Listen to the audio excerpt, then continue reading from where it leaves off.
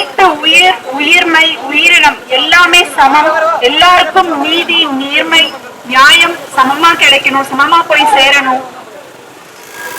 எல்லா மக்களும் நல்லா இருக்கணும், ஒற்றுமையா இருக்கணும். அவர்களுக்கு எந்த கஷ்டங்கள் வந்தாலும் ஆயுதமேந்திய போராட்டத்தை என் தந்தையாரும் சரி, வேலுப்பிள்ளை பிரபாகரன் அவர்களும் சரி, அவர்கள் குரலை கொடுத்துக் கொண்டே இருந்தாங்க. அதே போல கருத்தியல் ஏந்திய போராட்டத்தை சித்தப்பா செந்தமிழன் சீமான் அவர்கள் இதுவரைக்கும் கொடுத்துட்டு இருந்தாரு. இப்ப நான் அவரோட ஒன்னா சேர்ந்து நானும் என் தந்தையை போல் ஒரு போராட்டம் தான் இதுவும். ஆனால் ஆயுதம் ஏந்திய போராட்டம் அல்ல, கருத்தியல் ஏந்திய போராட்டம். என் மக்களுக்காக, என் தந்தையின் கனவிற்காக, என் தந்தையின் வாழ்க்கையின் நோக்கத்துக்காக. அவர் ஒரு ரீதியா ஏமாற்றதாங்கப்பட்டிருக்கிறாரு. அவர் பார்க்க போனா எல்லாரையும் வெள்ளந்தியா நம்பினார். என்னைக்கு மக்களுக்கு நான் வருவேன், என் மக்கள் எனக்கு ஓட்டு போடுவாங்க, நான் நாட்டுக்கு வருவேன், நாட்டுக்கு நின்று என் மக்களுக்கு பாதுகாப்பு கொடுத்து மக்களுக்கு ஒரு சுதந்திரமான வாழ்க்கை ஏற்படுத்தி கொடுத்துட்டுதான் சாகுவேன் அப்படின்ற ஒரு வார்த்தை சொன்னாரோ அன்னைக்கே அவர் இல்லாம பண்ணிட்டாங்க. ஆனால் அவர் இல்லை அப்படின்னாலும் இந்த இயற்கைன்றது ஒண்ணு இருக்குது இல்லைங்களா, நீதின்றது ஒண்ணு இருக்குது இல்லைங்களா, நியாயம்ன்றது ஒண்ணு இருக்கு இல்லைங்களா, அதுதான் இன்னைக்கு இயற்கை என்னை கொண்டுட்டு உங்க கண்ணு முன்னாடி இப்படி ஒரு வாய்ப்பை கொடுத்து நிறுத்தி இருக்குது. ஆகவே மக்களே, தயவு கூர்ந்து என் தந்தையின் சபதத்தை, என் தந்தையின் கடைசி ஆசையை, என் மக்களுக்கு நான் துணையை நிற்பேன். ஒரு சுதந்திரமான வாழ்க்கை அப்படின்னா என்னன்னா, காலையில நம்ம எழுந்ததுல இருந்து நைட்டு தூங்க போற வரைக்கும் வாழ்க்கை போராட்டமாவே போயிட்டு இருக்கு. விலைவாசி ஏற்றம் ஒரு பக்கம், நம்ம என்னதான் சம்பாதிக்கிறோம், அதிகமா சம்பாதிச்சா கூட இங்க இவர்கள் ஏற்றுகின்ற விலைவாசி நம் குழந்தைகளை நாளைக்கு எவ்விதமாலாம் பாதிக்கும் அப்படின்னு யோசிச்சு பாருங்க. நம்மளோட இயற்கையை சுத்தி இயற்கை வளங்களை கூர் போட்டு விட்டுட்டு இருக்கிறாங்க, உயிர் வளங்களை அழிச்சிட்டு இருக்கிறாங்க. எத்தனையோ குளங்கள், ஏரிகள் இங்க இருந்தும் அதை சரியா பயன்படுத்தி மக்களுக்கு ஒரு இயற்கை வளம் ஏற்படுத்தி அவங்களோட விவசாயத்தை காப்பதற்கு, அவர்களுடைய நிலம் காய்ந்து போகாமல் இருப்பதற்கு, அந்த நீரை கொண்டு போய் அவங்க சேர்க்கறதுக்கான வழி. நான் அதை பண்றேன், இதை பண்றேன், நான் நிறைய ஃப்ரீயா கொடுக்குறேன்னு பேசுறாங்களே ஒழிய மக்களுக்கு தேவையான அரசியல் அடிப்படை தேவைகள் யாருமே கண்டுக்க மாட்டேன்றாங்களே. அப்புறம் நம்ம ஓட்டு போட்டு ஒவ்வொருத்தையும் அவங்க கொண்டு போய் உட்கார வச்சு இந்த அளவுக்கு அவங்களுக்கு ஒரு பவரை கொடுத்து என்னங்க, அதனால என்னங்க ஆக போகுது? இது வரைக்கும் நம்ம ஏமாந்துட்டு தான் இருக்கோம். ஓட்டுன்றதுதான் நம்ம வாழ்க்கையும் நம்மளோட தலையெழுத்தையும் மாற்றும். நம்மளோட ஒவ்வொருத்தரோட ஓட்டு தான் இந்த நாட்டினுடைய தலையெழுத்தையும் மாற்றும். ஏன்னா நல்லவர் ஒருவர் மாற்று தலைவர், நல்லவர் ஒருவர் ஆட்சியில் வந்தால் மட்டும்தான் மக்களுக்காக யோசிப்பாங்க, சம்பாதிக்கணும்னு நினைக்க மாட்டாங்க. நான் என் குடும்பம் நான் நல்லா இருந்தா சரி அப்படின்னு நினைக்க மாட்டாங்க.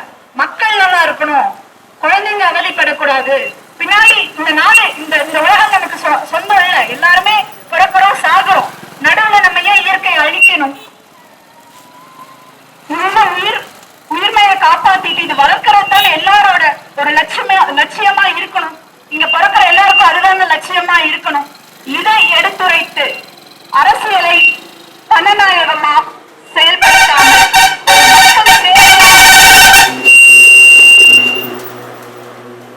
மக்கள் சேவையா எங்க அப்பா யோசிச்சாரு, அதை நான் செயல்படுத்தணும்னு நினைக்கிறேன். ஆகவே உங்களோட மகனா, உங்கள் வீட்டு பிள்ளையா என்ன நினைச்சுக்கோங்க. என்னைக்கா இருந்தாலும் என்கிட்ட நீங்க உரிமையா எங்களுக்கு இது வேணுமா, எங்க ஊருக்கு இது வேணும் அப்படின்னு நீங்க கண்டிப்பா எங்கிட்ட கேட்கலாம். நானும் உறுதுணையா உங்களோட நின்று ஒவ்வொரு விஷயத்திலயும் உங்க கூட போராடுவேன். நானும் ஒரு சின்ன கிராமத்துல அப்பா அம்மா என்னை வளர்க்கல, அங்க உள்ள தாய்மார்கள் தந்தைமார்கள் தான் என்னை வளர்த்தாங்க. தந்தை தாய் முகத்தை நான் பார்க்காமே வளர்ந்திருக்கேன். ஆனா இப்படி ஒரு நாள், இப்படி ஒரு வாய்ப்புக்காக வெறியோட காத்துக்கிட்டு இருந்தேன். ஏன்னா எங்க மொத்த குடும்பமும் ஏழ்மையின் காரணமாக இந்த நிலைமை இன்னைக்கு. எங்க அப்பாவுக்கு அந்த ஒரு சூழல் வந்ததுனால, அந்த ஊருக்கு அந்த ஒரு சூழ்நிலை வந்ததுனால, அந்த ஊருக்காக நிக்கணும்னு நினைச்சாரு பாத்தீங்களா, அதுக்குதான் இன்னைக்கு எங்களுக்கு இந்த சூழ்நிலை. இதை நான் மாற்றி காட்டாமல் சாகவே மாட்டேன். நான் வீரப்பனார் மகள் என்பது உண்மையா இருந்தால் இந்த சூழ்நிலை, இந்த தமிழ்நாட்டினுடைய சூழ்நிலை மாற்றுவதற்கு ஒரு சக்தியாய் திகழ்ந்து என் மக்களோட கூட நின்று நான் அவங்களுக்கு வழிகாட்டி அவங்களுக்கு பாதுகாப்பா இருந்து அவர்கள் உரிமைகள் எல்லாத்தையும் இவங்க கிட்ட போராடிதான் பெறணும் அப்படின்னா போராடி பெறணும். நான் ஜெயிச்சாலும் சரி தோற்றாலும் சரி இந்த நாடாளுமன்றம் தான் என்னோட வாழ்க்கையில் கிடைத்த முதல் வாய்ப்பு. திரும்ப திரும்ப நான் எல்லா ஊருக்கு வருவேன், எல்லா மக்களையும் சந்திப்பேன், எல்லா மக்களோட தேவைகளுக்காகவும் குரல் கொடுக்க நான் ஆரம்பிச்சுட்டேங்க. ஆகையால என் கூட துணை நின்று கை கோர்த்து உங்க மகளா என்னை ஏத்துக்கிட்டு முடிச்ச அளவுக்கு எனக்கு இந்த டைம் சப்போர்ட் பண்ணி மைக் சின்னத்துல ஓட்டு போட்டு என்னை ஜெயிக்க வைங்க. நீங்க எந்த கவலையும் படாம நான் உங்களை கண்டிப்பா உங்களோட அடுத்த தலைமுறையை பாதுகாக்க வேண்டிய வேலையை நான் நேர்மையா நீதியா நியாயமா என் தந்தையின் இடத்துல இருந்து நான் பார்த்துப்பேன். நன்றி. அக்கா சொல்லியதை போல சொன்ன சொல் தவறாத வீரப்பனார் போல வீரப்பனார் தவறாத எங்கள் அக்கா வித்யாராணி வீரப்பன் அவர்கள்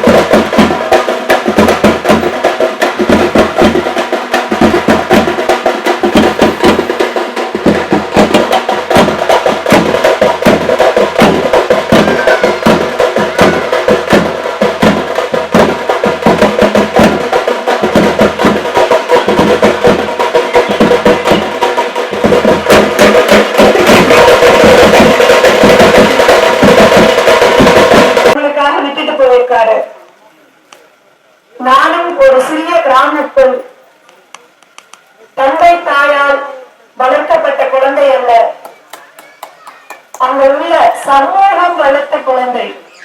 அங்க உள்ள ஒவ்வொரு தாய்மார்களும் தந்தைமார்களும் என்னுடைய அப்பாவா அம்மாவா இருந்து என்னை வளர்த்தாங்க. இப்படிப்பட்ட அன்பான உயிரையும் என் தந்தைக்கு விட பாசமா இருந்த ஒவ்வொரு மக்களுக்கும் நான் திரும்ப ஏதாவது கொடுக்கணும். என் வாழ்நாளுக்குள்ள நான் வளர வளர நான் யோசிச்சுக்கிட்டே இருந்தேன். எங்கள் வாழ்க்கை ஒரு சித்திரவதையாகவும் அதீத கஷ்டமாகவும், ஒரு வேளை சாப்பாடு கூட நாங்க குடும்பமா உட்கார்ந்து சாப்பிட்டது இல்லைங்க. ஒரு நாள் கூட நாங்க 4 பேர் ஒன்னா இருந்ததில்லை. அப்படியான வாழ்க்கை சூழல்ல இருந்தாலுமே என் தேடல் என் தந்தையின் தேடலாக, என் தந்தையின் நோக்கத்தின் தேடலாகவே இருந்தது. அதோட கனவை வந்துட்டு எப்படி இந்த அரசாங்கம் செய்ய வேண்டிய அரசாங்கம், அதனால் பாதிக்கப்பட்ட என் தந்தை அவரது ஊர் மக்கள் இவர்களை எல்லாம் வஞ்சித்து கொடுமைப்படுத்தினார்களோ, இவர்கள் ஆயுதம் ஏந்திய போராட்டம் செய்ததால் இந்த நிலைமை என்று கூறிவிட்டு தப்பிவிட்டார்கள்.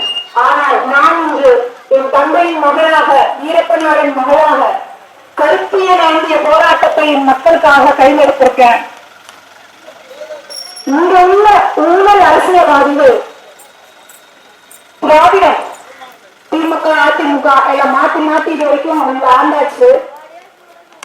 பார்க்க போனா தனியார் பள்ளிகள், தனியார் ஹாஸ்பிட்டல், இந்த அளவுக்கு தரமான மருத்துவம், கல்வி அப்படின்றதெல்லாம் ஒரு அரசாங்கமே கொடுக்க முடியும்.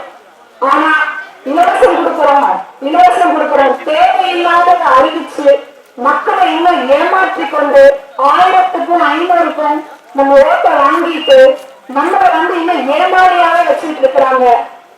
நம்மளோட இயற்கை வளத்தை காப்பாத்தாம, நீர்நிலைகளை காப்பாத்தாம அழிய விட்டுட்டு நீர்நிலைகள் எந்த ரீதியாகவும் நம் விவசாய நிலத்துக்கு பயன்படுத்தாமல் விட்டுட்டு இங்க உள்ள மலைகளை வெட்டி பக்கத்து மாநிலத்துக்கு வித்து காசாக்குறது, இந்த மாதிரி முறைகேடான விஷயங்களை தான் இது வரைக்கும் செஞ்சு காமிச்சிருக்காங்க.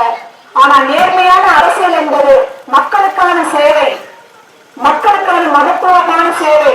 மக்களோட குரலை நம்ம ஒலிக்கிறோம், மக்களுக்காக தான் பேசுறோம். அவங்களோட வாழ்க்கை, அவங்களோட குழந்தைகளுடைய வாழ்க்கையில இன்னைக்கு கஷ்டப்படுறாங்க, இன்னைக்கு அவ்வளவு தமிழ் கஷ்டப்பட்டு உழைக்கிறாங்க, ஆனா நிம்மதியா இருக்க முடியல வாழ்க்கையில. ஆனா அவங்க குழந்தையாச்சும் அடுத்த கட்டத்துக்கு வரணும், அடுத்தது அவங்க ஒரு நல்ல தலைமுறையா வளரணும் அப்படின்ற எந்தவித நோக்கமும் இல்லாமல் சீர்கேடான குடி இந்த விஷயங்களை அதீதமா ஏற்படுத்தி கொண்டு மக்களின் வாழ்க்கையை ஒரு கேள்விக்குறியாதான் மாற்றிருக்காங்க. இன்னைக்கு ஒரு சுத்தமான குடிநீர் கிடையாது, சுத்தமான உணவு கிடையாது, எவ்வளவு பணம் கொடுத்தாலும் ஒரு சுத்தமான உணவு பொருட்கள் கிடையாது. இந்த நிலைக்கு தள்ளி வச்சிருக்காங்க.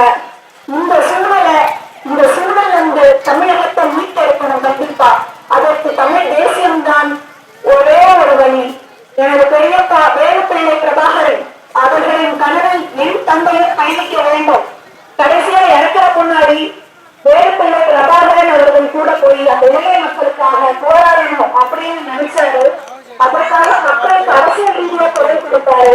அதை எல்லாமே பண்ணிட்டாங்க. ஆனா இன்னைக்கு அந்த இயற்கையா பார்த்து, அந்த கடவுளா பார்த்து நல்ல மக்கள் மத்தியில கொண்டுட்டு வந்து ஒரு வாய்ப்பை கொடுத்து நிக்க வச்சிருக்காங்க. இந்த வாய்ப்புக்காக தான் நான் ஒவ்வொரு நாளும் போராடி கொண்டு எல்லாத்தையும் பொறுத்து கொண்டு வேடிக்கை பார்த்து கொண்டு இது வரைக்கும் இருந்தேங்க. ஆனா இனிமேல் அப்படி கிடையாது. எனக்கு ஒரு நல்ல அங்கீகாரம் கொடுத்து என்னுடைய சித்தப்பா சீமான், செந்தமிழின் சீமான், இதே தமிழ் தேசியத்தை கருத்தியலாக எழுதிய வாழ்வாக வாழ்ந்து கொண்டிருக்கிற அவர் வந்து ஒரு நல்ல அங்கீகாரத்தை கொடுத்து, நீங்க போய் மக்களுக்காக பணியாற்றுங்க மகளே, நான் உன் பின்னாடி நிற்பேன், என் தம்பிகள் உன் பின்னாடி நிற்பாங்கன்னு சொல்லி என்ன அனுப்பி வச்சிருக்காரு.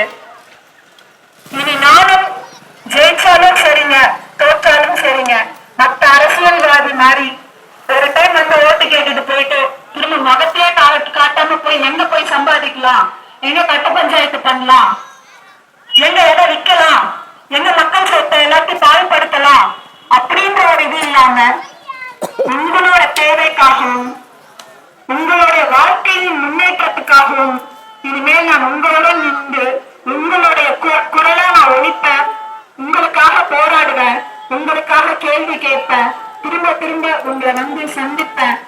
நீங்க நாளைக்கு என்ன பிரச்சனையா இருந்தாலும், என்ன தேவையா இருந்தாலும், என்னுடைய மகள், என் வீட்டு பிள்ளை அப்படின்னு சொல்லி உரிமையா நீங்க வந்து என்ன கேட்கலாம். நானும் உரிமையா செய்யறதுக்கு எதிர்பார்த்துட்டு இருக்கேங்க. எனக்கு ஆதரிச்சு இந்த டைம் கண்டிப்பா நீங்க மைக்கு சின்னத்துல ஒரே ஒரு டைம் மாற்றி போட்டு பாருங்க. ஜனநாயகத்தை ஆதரிக்காமல் ஜனநாயகத்தை எப்படி நிகழ்த்த வேண்டும், எப்படி ஒரு அரசியல் என்பது சேவையாக செய்யப்படும் என்பதை மற்ற அரசியல்வாதிகளுக்கு நான் பாடமா எடுத்து காமிக்கிறேங்க. நன்றி.